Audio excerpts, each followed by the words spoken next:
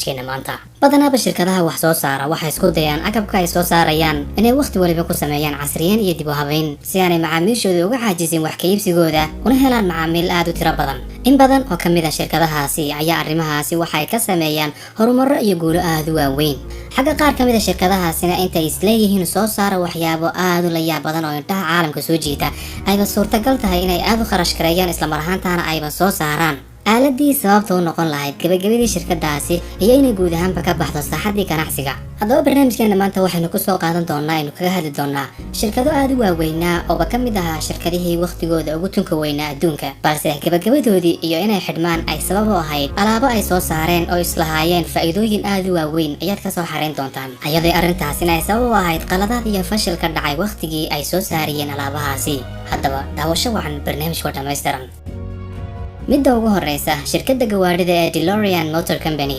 shirkadan ayaa waxay aasaasantay oo markii ugu horeysay hirgashay sanadku markuu ahaa 1974 miilaadiga. inta badan waxaynu naqaanaa shirkadaha waaweyn inay bilowgii ay kasoo bilaabeen meelo aad u hooseeya, hase ahaatee dadaal badan kadib ay noqdaan shirkado aad u waaweyn oo wax soo saarkoodu aad u ballaadho dunidana aad looga barto. hase ahaatee arrinta shirkadan waa ay ka duwaneed arrimahaasi oo dhan.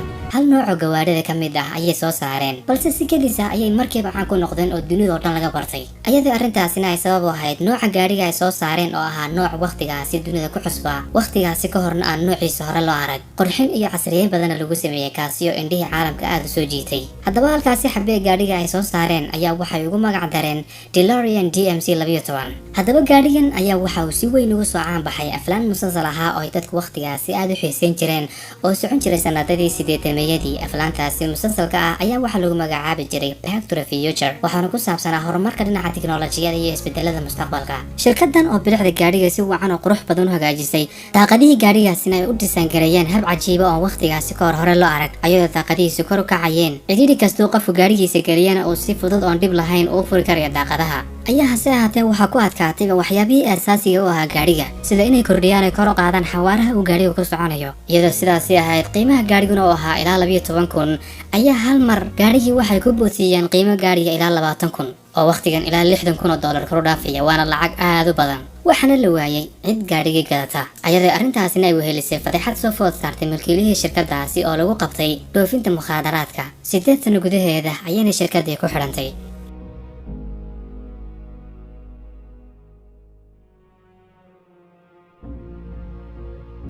Edsel Fortley. Henry Ford oo ahaa aasaasihii shirkadda gawaarida ee Fortley sanadkii 1903 ayaa bilowgii kontomayadii waxa uu soo saaray gaadhi uu ku andacooday waqtigaasi inuu ahaa gaadhi casri ah oo uu ku sheegay inuu yahay gaadhiga mustaqbalka oo ugu magac daray magaca wiilkiisa Edsel Ford.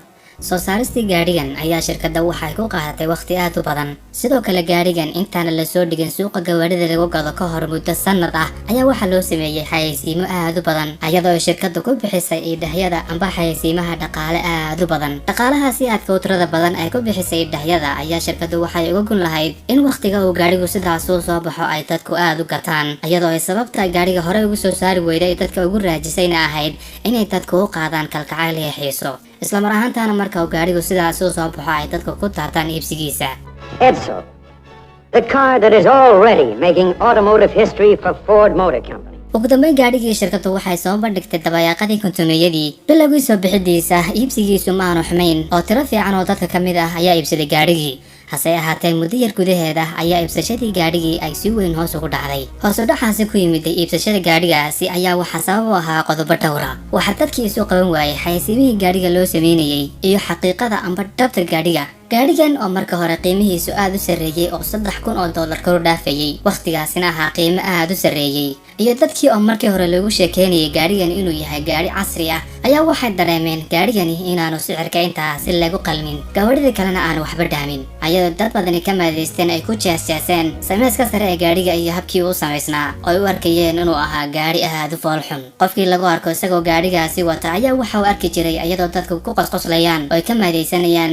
arrintaasi oo keentay iibsashadii gaadhigaasi inay si degdeg u istaagto. shirkadda ayaa waxay soo saartay oo diyaarisay 118,000 iyo 287 xabo oo gaadhigaasi ah, ayadoo isla mar ahaantaana laga iibsaday 84,000 oo xabo oo keliya. arrintaasi oo keentay shirkaddii inay khasaarto dhaqaale gaadhiga 350 milyan oo dollar muddadii u dhaxaysay 1950 ilaa 60 gudaheeda.